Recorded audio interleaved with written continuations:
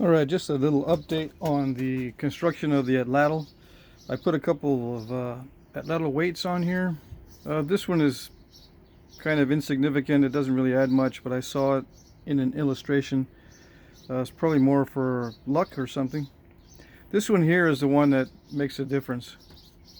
Alright, I thinned this down to about 1/4 inch.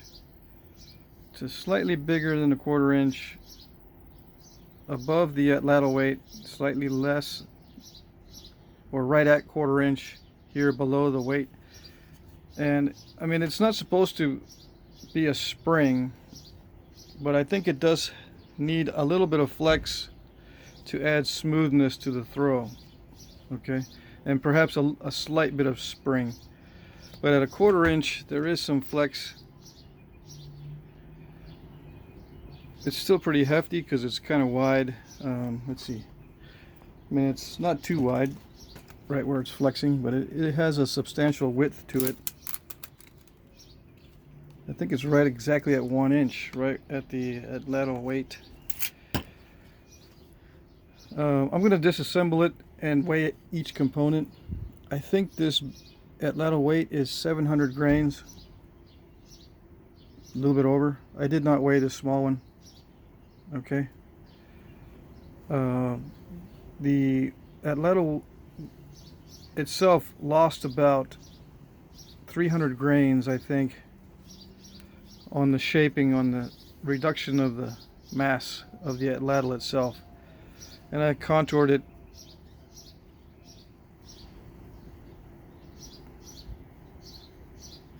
to make it less heavy at the tip. And I've been shooting it, okay?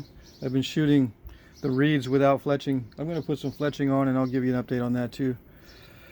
The finger loops are what I'm trying to get used to.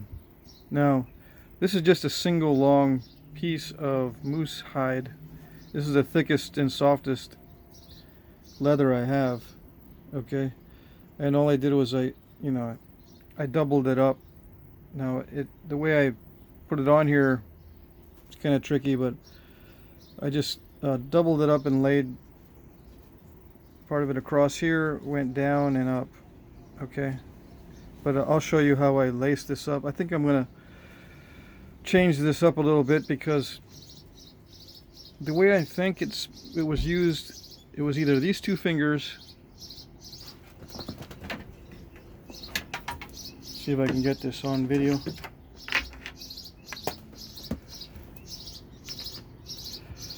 Okay, I think it's held like this, right? Or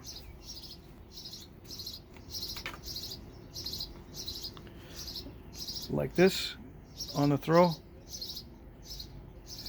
And I've also tried putting my middle finger through this loop.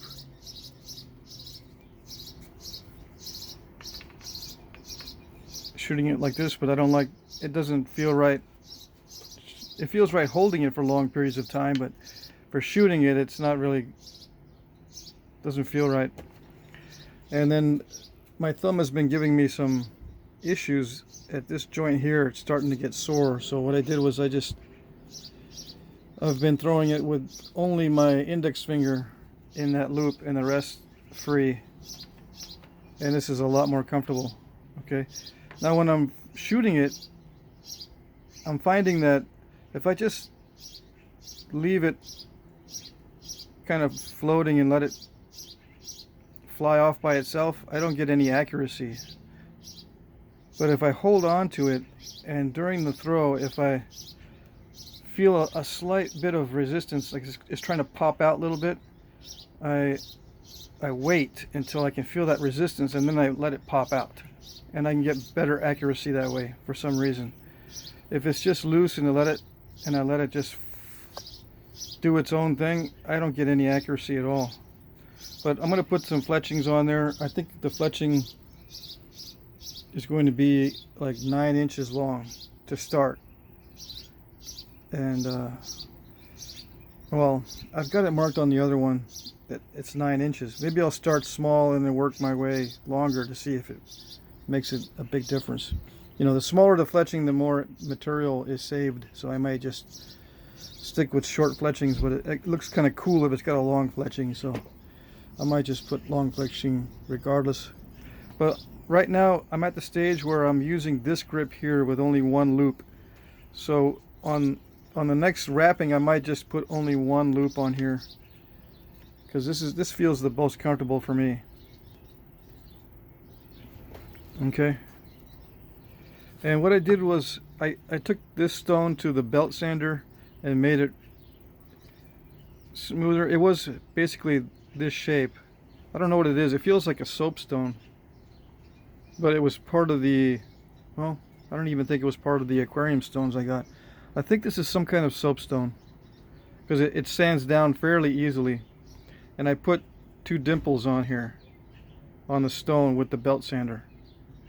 Alright, I also shaped this stone on the belt sander. It wasn't quite this egg shaped, and there was no flat spot at the bottom, so I held it on the sander.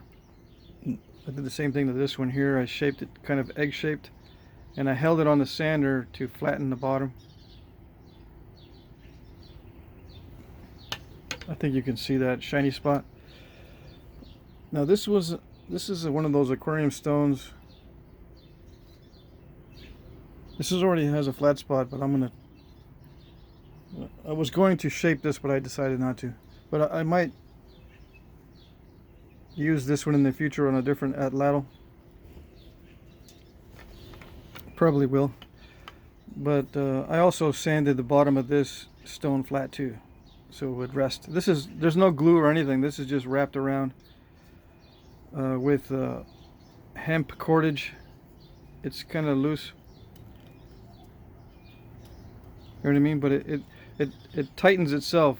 See how the Atlatl tapers downward, right? So when you're throwing it, the rock tends to go this way, so it tightens itself as the wrappings deal with the expansion of the Atlatl. It tightens itself. This one will probably come loose. I'll have to glue it down, but this one does not need any glue at all. It tightens itself. All right, as you use it, it moves slightly, and if this wrapping gets loose, I just push it up, and it gets very tight. I just push everything up. You see what I mean? It wedges itself tighter. Okay, I think that's it. I sanded it. I'm not going to do much more of a finish to it. I don't see a need. I'll probably put some kind of oil on it, just so it won't start to check or split if it gets wet. And the next one I make will be out of oak, and probably only one loop. I don't know if that is part of the archaeological record, but I feel most comfortable, and it positions the Atlatl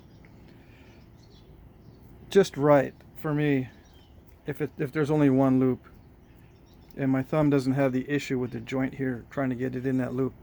Although, you know, this might not be the correct configuration. I have a book by Justin Garnett. This one here, I think you've seen this one before. This is the book I was referring to, that I have a Atlatl or Atlatl book, Practical Atlatl of the Four Corners, and he goes over all the basics on the use and making of the Atlatl. Very good book. So but he doesn't discuss too much on, you know, issues with the loops, other than showing that the way he fires his Atlatls, I think, is like this. Okay.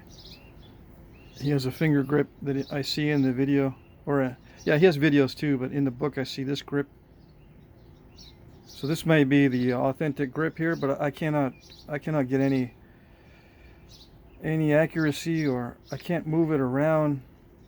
You know what I'm saying? I can't get the type of control that I think I need for hunting unless I have a firm grip on the Atlatl itself and a firm grip on the dart itself, so that I can move it around quickly, and then when I go to shoot it, I need that little pop before it releases. right? And I get accuracy if I control the pinch and the release. All right, that's where I get my accuracy. Okay, I think that's it. This is just cheap cotton twine I used on this. I don't know if I think I'll use sinew next time, or maybe even a leather tong or something. And I'll modify the Atlatl underneath here, like put a couple notches or something so this won't slide down. Because you see how this is slanted? That's because of my thumb was in here and I was really cranking it, getting some good fast throws, and my thumb was pulling the wrapping this way. But yeah, you can develop some really good fast throws with these loops. It really adds to the power of the Atlatl.